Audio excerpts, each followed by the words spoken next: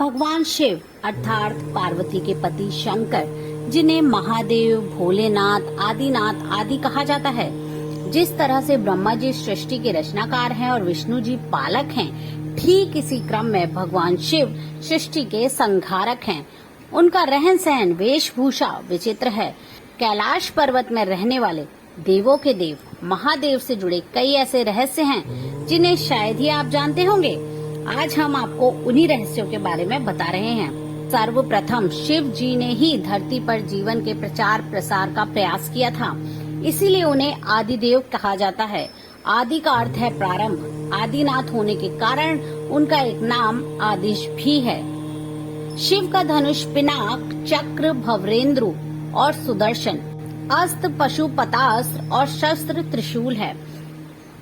इन सभी का उन्होंने ही निर्माण किया था। शिव के गले में जो नाग लिपटा रहता है उसका नाम वासुकी है। वासुकी के बड़े भाई का नाम शेषनाग है। शिव की पहली पत्नी सती ने ही अगले जन्म में पार्वती के रूप में जन्म लिया और वही उमा उर्मी कही गई। शिव के प्रमुख 6 पुत्र हैं: गणेश, कार्तिकेय, शुकेश, जलंधर, अयप्पा और भूमा। सभी के जन्मों की अलग अलग रोचक कथाएं हैं। शिव के 7 शिष्य हैं जिन्हें प्रारंभिक सप्तऋषि माना गया। इन ऋषियों ने ही शिव के ज्ञान को संपूर्ण धरती पर प्रचारित किया, जिसके चलते भिन्न भिन्न धर्म और संस्कृतियों की उत्पत्ति हुई। शिव ने ही गुरु और शिष्य की परंपरा की शुरुआत की थी।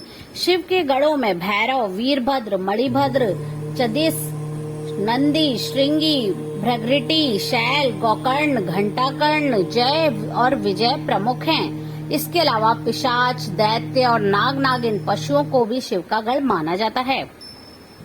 भगवान सूर्य, गणपति, देवी, रुद्र और विष्णु ये शिव पंचायत कहलाते हैं। नंदी, स्कंद, ऋटि, वृषभ, भृंगी, गणेश, उमा महेश्वर और महाकाल ये शिव के द्वारपाल कहलाते हैं। जिस तरह जय और विजय विष्णु के पार्षद हैं, उसी तरह बाण, रावण, चंड, नंदी, भृंगी आदि शिव के पार्षद हैं। शिव की वेशभूषा ऐसी है कि प्रत्येक धर्म के लोग उनमें अपने प्रतीक ढूंढ सकते हैं। मुस्लिम, यजीदी, साइबियन, सुब्बी, इब्राहिमी धर्मों में शिव के होने की छाप स्पष्ट रूप से देखी जा सकती है। शिव के शिष्यों के एक ऐसी परंपरा की शुरुआत हुई जो अलग चलकर शैव, सिद्ध, नाथ, दिगंबर और सूफी संप्रदाय में विभक्त हो गई।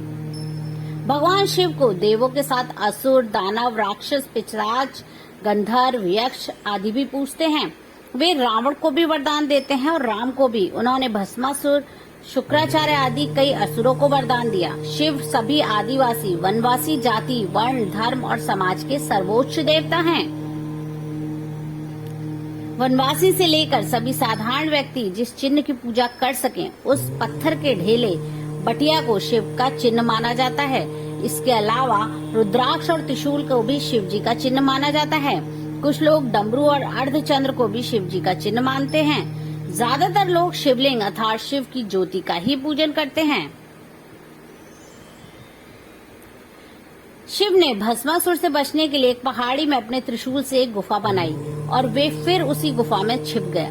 वह गुफा जम्मू से 150 किलोमीटर दूर त्रिकुटा पहाड़ियों पर है।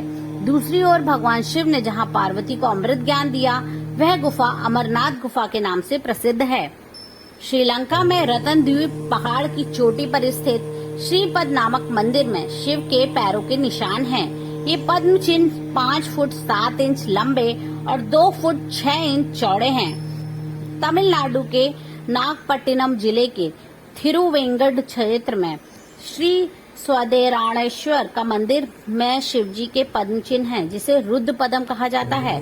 इसके अलावा थिरुवन्नामलाई में भी एक स्थान पर शिव के पद चिन्ह हैं।